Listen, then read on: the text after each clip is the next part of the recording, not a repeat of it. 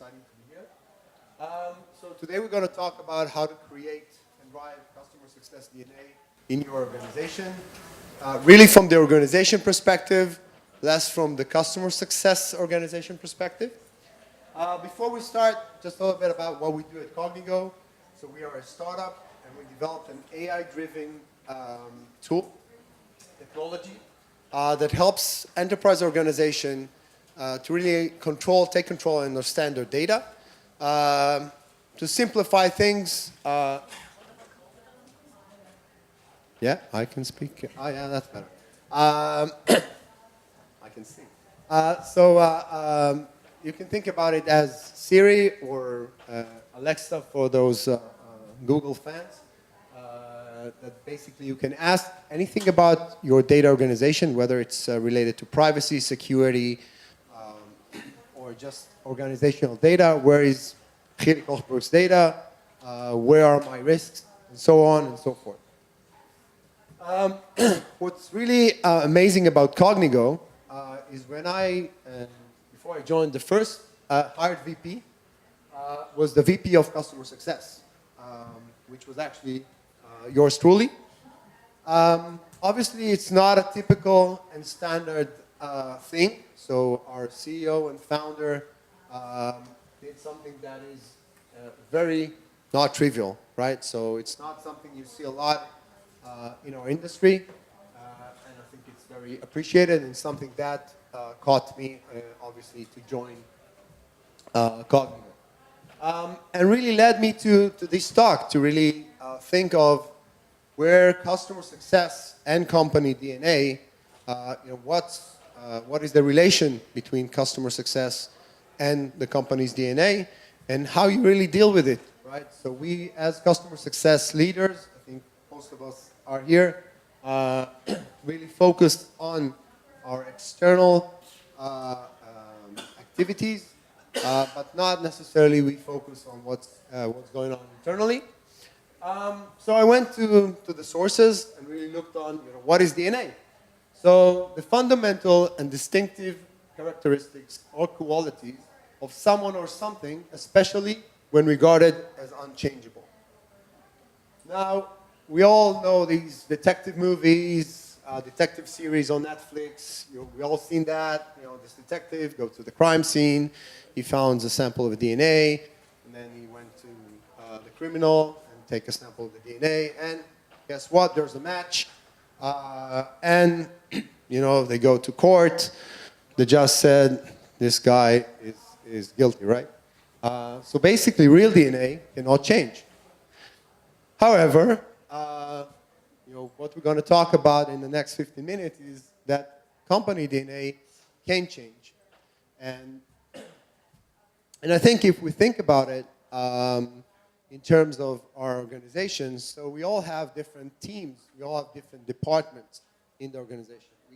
We have R&D, we have sales teams, we have operations, we have marketing, we have C-level executives, we have product management. And if you think about it, then there's something that ties all these organizations together. Essentially, they're all customer of each other. And of course, in the middle, you have customer success, which obviously has relations with each and every team, and basically create this customer-vendor relationship. So, if we look at sales are a customer of marketing who generates the leads for them. Product are a customer of R&D who develops the product for them based on the requirements. Of course, C-level are a customer of all the organization who basically needs to drive the organization going forward. So what do we need to do? Right? That's the big question, the big enigma. So, when we talk about customers, we all talk about product fit or customer fit.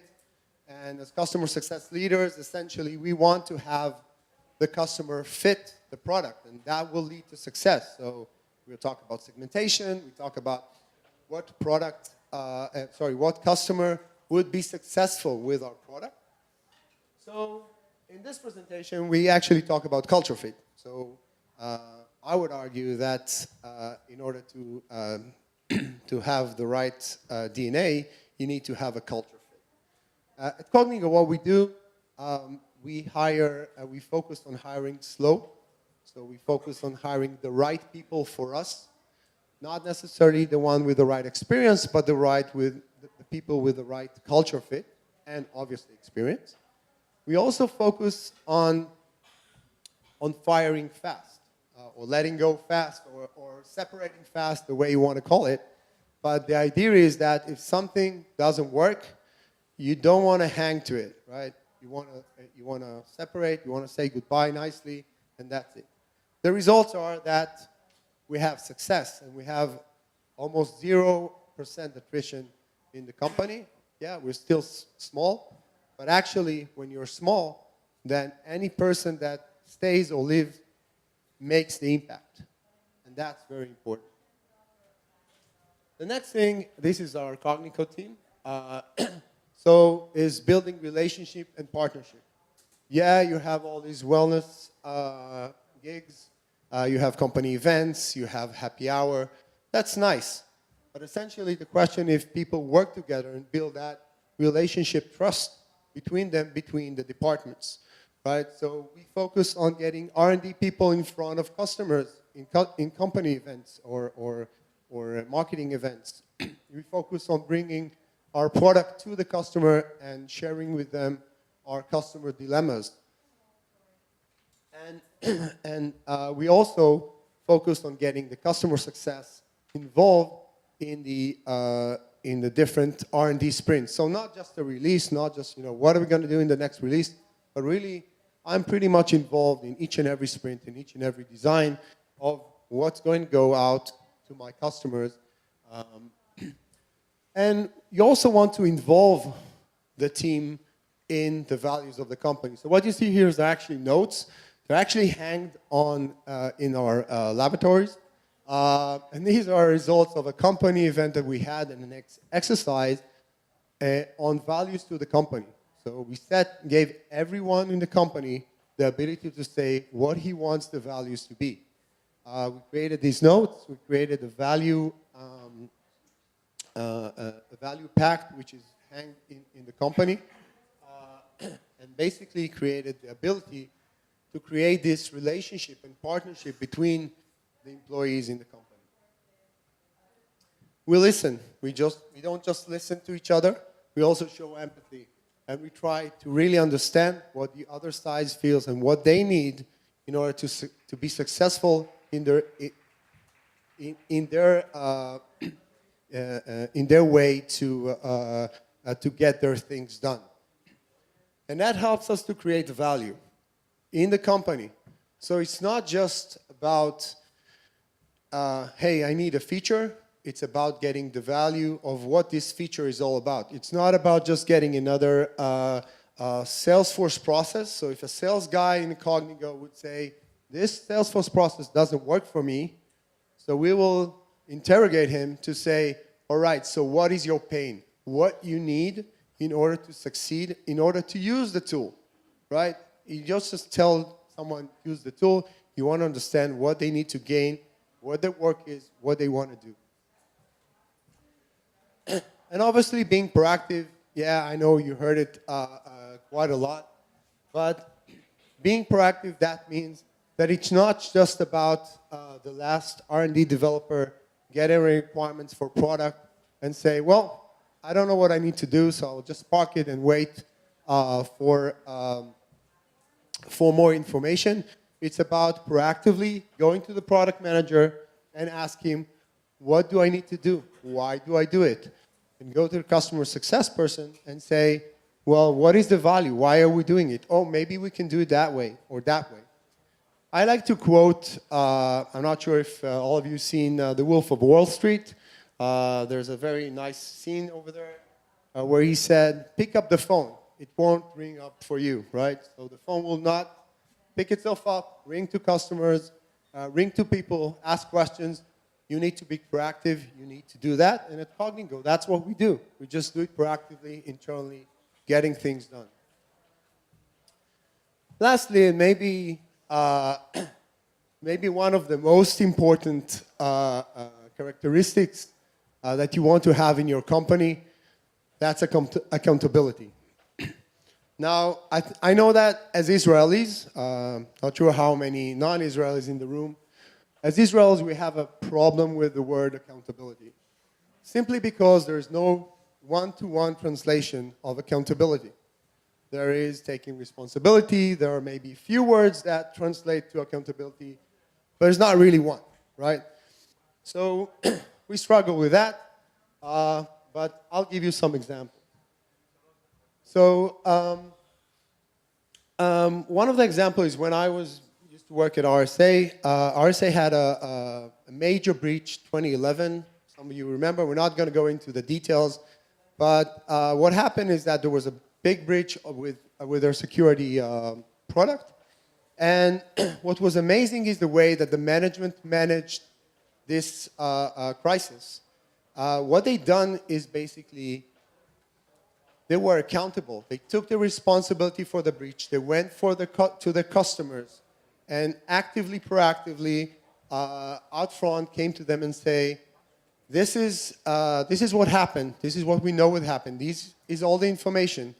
This is how you should fix it. And this is how we offer to fix it. And this is how we're going to compensate you. The result were amazing because I think 100% of the customers stayed. And actually, even the business grew more after this breach, which is pretty amazing. So at Cognigo, we do the same. So from the CEO to the last developer, we focus on accountability. If something, if the shit hit the fan, the person would come up and say, this would happen, I'm to blame, this is how I'm going to fix it, and moreover, this is how we're going to make sure that this is not going to happen again. This is really, really in our culture. So, to summarize, right? So I've made this slide. I call it the customer success DNA journey. If you think about it, then going with some of the ideas that I was talking here within the company, then that would build you a company success, a customer DNA success. That will obviously impact on your customer success and your customers' success. Thank you very much. I think I have time. I was fast. I'm catching up to the others. Any questions? Okay, so the question is which kind of cross-teams meetings we have. So we have, of course, we have a management meeting. We have dailies in the R&D, which both product and customer success are actively participating. We have sprint kickoffs where customer success is invited. We're trying to be at all these meetings, not always every day. We have sales and marketing. We have sales, marketing, and product. So basically everything all across. Any other questions? So the question is when we hire, how much we pay attention to the culture fit versus none. So we pay attention a lot. First, we have the first rule is no assholes in the house, right? So and we had the situations where there was a very good experience fit, and especially when you are a young company, you want to bring people with experience. You want them to help you lead. And they were actually ruled out because they were assholes. Sorry for pardon my French, as they say. And we, again, as we said, we hire slow.